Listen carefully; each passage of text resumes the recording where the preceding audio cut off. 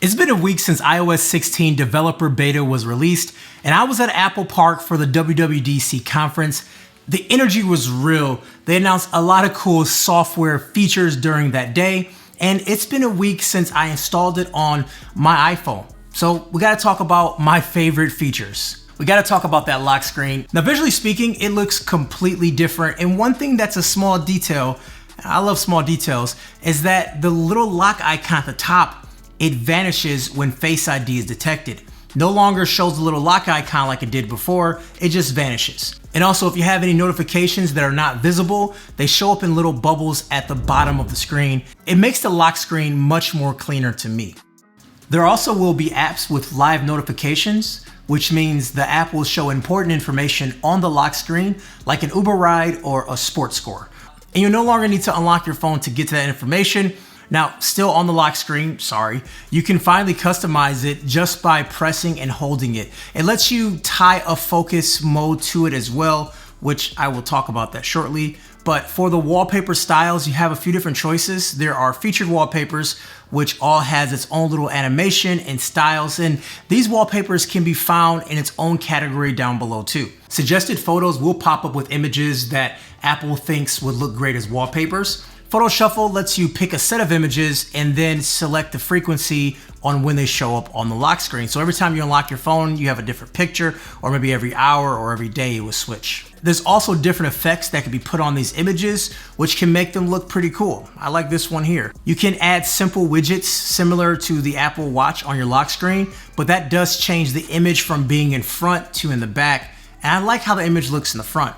But if you want more information, you can do that here. You just won't have that cool picture effect. You can also change the font on the clock too and change the colors. So yeah, the lock screen has become much more useful. And of course, I gotta talk about iMessage. Being able to delete and edit messages is a feature that will be useful for me. Now, when I'm arguing with someone online and sometimes I say very mean things, I do have a few seconds to delete it in case I was a bit too spicy. And also I'm able to fix the ducking autocorrect. I got 15 seconds to fix that. I also can mark text messages as unread if I do want to come back to them later. Voice messages are better where I can rewind and fast forward, which definitely is nice too. Now, speaking of text messages, auto dictation works really well. As you can see, it's adding punctuation, it's adding commas, and it's making it seem like it's human text versus just random speaking. This is a lot better than it was before. Is it better than the Pixel 6? It's not possible to judge because this is still in beta. Smiley face emoji.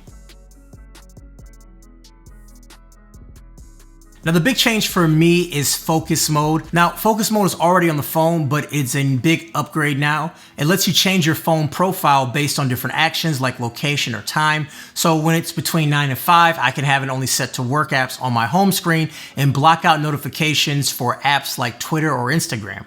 And inverse, when I'm back home, I could change it to personal, meaning I only get messages, related to personal things and nothing from work.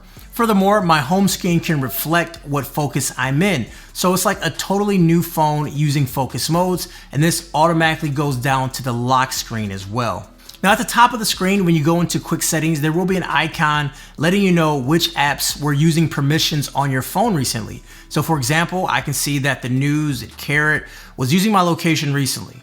And that's kind of good to know what apps have access to what at any time. So that's a feature I'll be going into a lot. I do love the Wi-Fi password list, not just because I can share my password to somebody, but it's nice to remind myself what was the password for that one Wi-Fi I connected to before, so now you can look it up here. The photos trick is where you press and hold on an image, and you can send the cutout of that image to someone.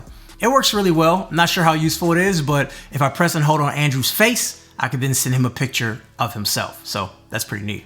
Look, it's only been a week, but I will say the animation seems to be a bit faster. The haptics when typing is super nice, and Apple did add some additional stickers in iMessage, which is pretty fun to play with. I'm excited about this new version of iOS 16. Now, I do look forward to every single update as it becomes more refined and more polished, but I want to know what your features are. What's a feature that Apple didn't add in that you wish they did? Anyways, guys, it's Kevin the Tech Ninja. Have a wonderful day. I'll talk to you folks later. Peace.